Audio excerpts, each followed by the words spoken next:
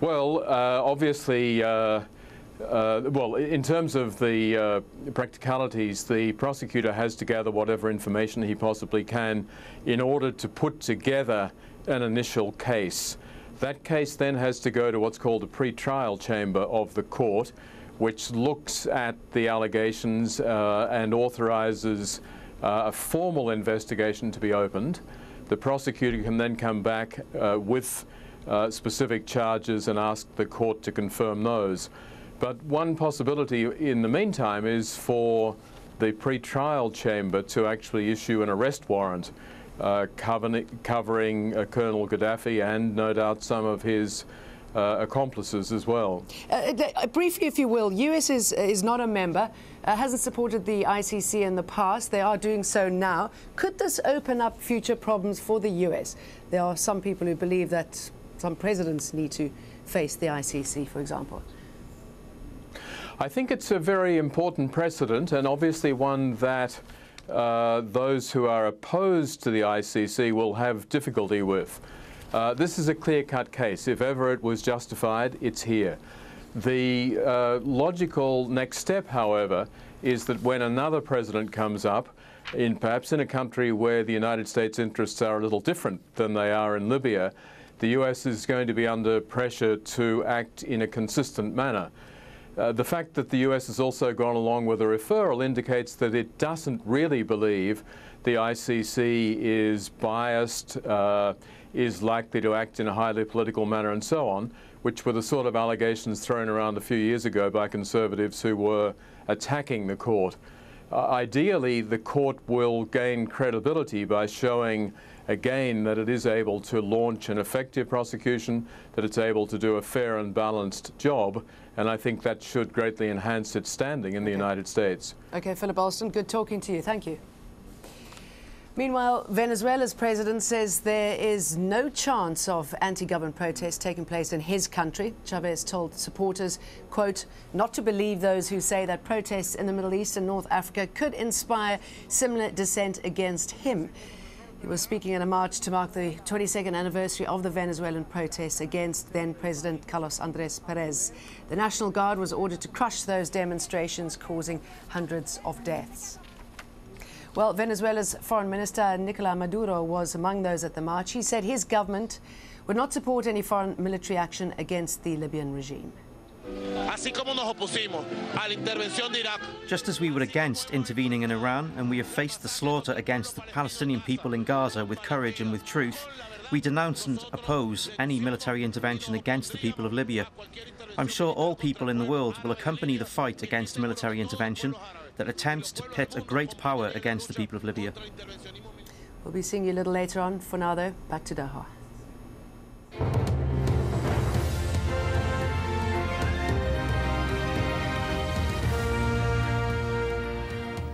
Well, Tunisia has a new Prime Minister, Al-Baji Said Sebsi. He succeeds Mohamed Ghannouchi, who resigned on Sunday. There had been renewed street violence in the capital, Tunis, prior to his departure. Nadeem Baba reports. A surprise announcement as Tunisia's interim president names a new Prime Minister. At this critical moment, in order to maintain our national interest, and to ensure that the state is up and running with all its institutions, I requested Mr. Baja Qaid Sibsi to assume the office of Prime Minister, and he thankfully accepted this responsibility.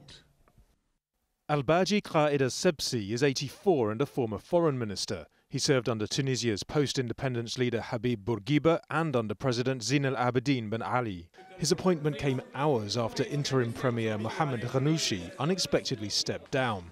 I am not prepared to be the person who takes decisions which result in the loss of life. The move comes at a tense time for Tunisia. Sunday saw new clashes on the streets of the capital. Officials say at least 5 people have died during street protests since Friday. Mohamed Ghannouchi took over as premier on the 14th of January after President Ben Ali fled to Saudi Arabia following weeks of protests. Critics say that since the Jasmine Revolution, there's not been real reform, and Ghannouchi's replacement is unlikely to change that. He's out of touch, he's out of time, he's belonging other generation what the Tunisian youth need today, who someone will be able to represent them, who someone will be able to respond to their legitimate demands. Mohamed Ghannouchi has repeated the government's pledge to hold elections by mid-July. But almost 200 people have been arrested over the weekend. It's not clear how far the new Prime Minister can quell the anger on the streets. Nadeem Barber, Al Jazeera. In Oman, at least 2 people have been killed in clashes between protesters and security forces. 8 others were injured. Police used tear gas to disperse the demonstrators. 2,000 people had gathered in the country's industrial centre of Sohar to demand political reform. Well, Oman's ruler quickly offered a new jobs plan in response to those protests. Sultan Qaboos bin Said ordered the government to find jobs for 50,000 people. He'll also give every job seeker around $400 a month until they find work. Qaboos will also consider giving more power to the popularly elected Advisory Council. Well, Jordan's Prime Minister is promising to introduce new political reforms too after the opposition there threatened more demonstrations. It comes as supporters of King Abdullah held a show of solidarity in the capital Amman. The rally follows weeks of nationwide protests by the opposition. Its leaders say the country's pace of reform has been too slow. Thousands of people marched through the capital of Bahrain in a demonstration against the monarchy. Protesters have rejected the king's appeal for dialogue and called for him to step down. The impasse is entering its 3rd week. The demonstrators' demands include free elections and the release of more political prisoners. Yemen's President Ali Abdullah Saleh has addressed a meeting of his army generals as he tries to shore up his grip on power. The country has been racked by weeks of pro- and anti-government protests. Saleh vowed to defend the unity of Yemen to the last drop of blood. Hashim Ahlabara reports now from the capital. Remaining defiant, President Saleh telling his army officers that Yemen is in danger of disintegration and that they should fight for its unity. We have vowed to defend the republican system, the unity and safety of the republic till the last drop of our blood, and this vow stands now. There is an attempt to split the country into north and south. The president was referring to his arch rivals, secessionists asking the south to break away from the north, and the Houthi rebels in their ongoing battle against the government for greater autonomy in their region. This isn't the first time that the president has met his army generals since the start of the crisis in the country. But his statements tell a great deal about his confusion, and it's clear that he has been inspired by Gaddafi's speeches. But thousands of young Yemenis who have taken to the streets across the country have totally different demands. The departure of the regime. Demands waved off by Saleh's ruling party as illegitimate. It won't be an Egyptian-style change. It won't be a Tunisian type of change.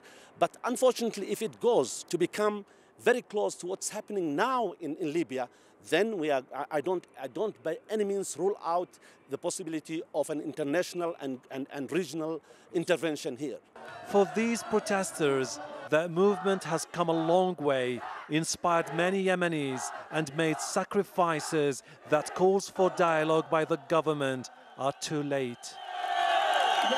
But if the president is determined to cling to power, the opposition and the anti-government protesters say they will muster more men here in the capital and across the country to put an end to what they describe as an autocratic regime. Hashim Al-Barra, Al Jazeera, Sana'a.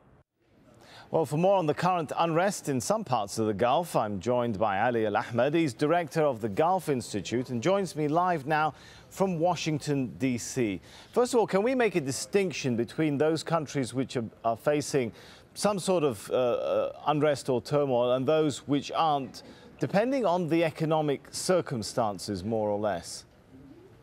Well, the economic circumstances really, they might be varied, but the other circumstances, the political space for the people is another factor that has not been included. You know, if you compare Oman and Yemen, the economic circumstances are severely or hugely different. However, other circumstances, you know, including political circumstances, are at play in Oman, for example, because Oman is not a poor country. Their poverty is not that high, but it's about corruption, it's about freedom of the people of Oman, and that's why you saw this. Another thing is, this has a sectarian element to it, given that Sahar is a largely Sunni area of Oman, where the government is dominated by the Abadi sect, which is not Shia or Sunni. So this plays another role into this protest in that country. So let's talk a little bit more about Oman. Is what we're seeing the beginning of some sort of revolution, or just a cry for more attention? I think it will be limited because, I think it's a result of the massive political and economic corruption in Oman, and because of the suffocating environment in that country, in addition to maybe some discrimination in terms of development and power sharing with the Sunni minority in that country. So typically you see people who are marginalized be the first one to come out and protest. And in Oman, the Sunni minority, which is a substantial minority, are somewhat marginalized by the Abadi majority. Other countries in the region seem to be taking note of the lessons to be learned here. I just heard in Saudi Arabia a royal decree announcing benefits to people employed by the state. How much fear is there, and how real is it that trouble like this could spread to other major oil and gas producing countries in the region? The majority of the Gulf countries have the ingredients for revolution. We saw that in Libya, for example, which is an oil-producing country. Tunisia is, somewhat stable economically. The problems in the Gulf countries like Bahrain and Saudi Arabia are greater because these countries have more money than other countries, yet they witness a severe lack of services. In Saudi Arabia, for example, 80% of the people cannot buy their own homes, so they are living on rent. 60% of the schools are still houses and apartments. The unemployment rate is over 30%, and the economic, the health care, the roads are severely backward and not improving. So, and in addition to the fact that the people have no say in their government and severely limited from expressing their opinion, so there is no space politically, and the corruption is massive in the Gulf countries, all of them. But so all of these ingredients, factors really make revolutions very likely in those countries. But we can't tell if that's going to happen, if we will see in Saudi Arabia what we saw in Bahrain and other countries. But I think there will be some movement, might be limited, but we will see it. We started seeing some protests in Saudi Arabia in the east in the past few days, but it's still limited. All right, Ali Al-Ahmed, thanks for that. Chile is marking the one-year anniversary since last year's massive earthquake. Al Jazeera travels back into the disaster zone right after the break. Also ahead, the state of press freedom in Malaysia, how new media regulations are sparking an angry backlash.